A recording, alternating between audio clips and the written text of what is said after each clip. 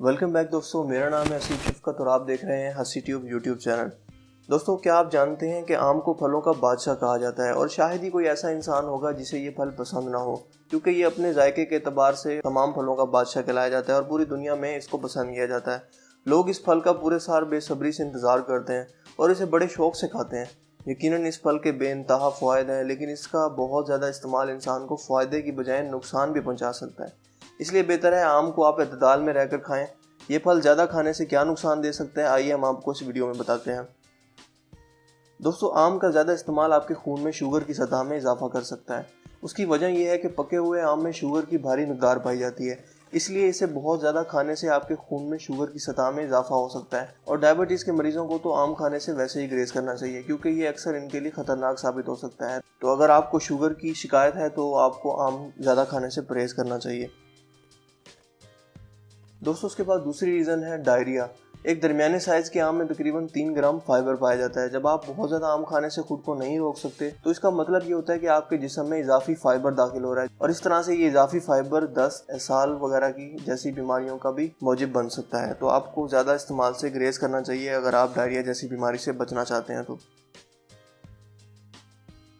दोस्तों, आम का ज़्यादा इस्तेमाल वज़न में इजाफे का भी बायस बनता है। ये सच है कि आम में कुदरती शुगर की मिकदार पाई जाती है, लेकिन 1 ग्राम आम में तकरीबन 31 ग्राम शुगर पाई जाती है और ये शुगर बहुत ज़्यादा आम खाने से वज़न में इजाफे का बायस बन सकती है।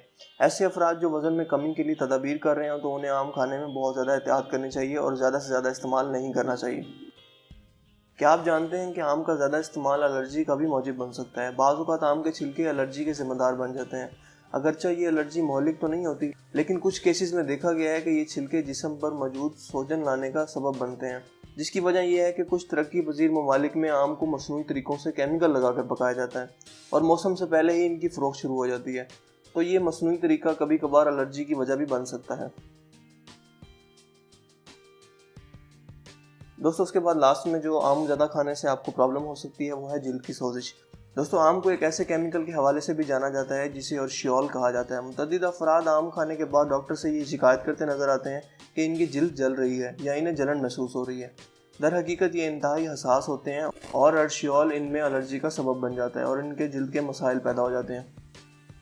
तो दोस्तों, ये तो थी आम के मुतालिक कुछ एहतियाती तदाबीर जो आपको ज़रूर अपनानी चाहिए। आपको खाने में ज़रूर एहतियात करनी चाहिए कि आप कौन सी चीज़ कितना खा रहे हैं। दोस्तों, मुझे उम्मीद है आज की वीडियो आपके लिए काफ़ी हेल्पफुल हुई होगी, आपको काफ़ी इन्फॉर्मेशन मिली होगी।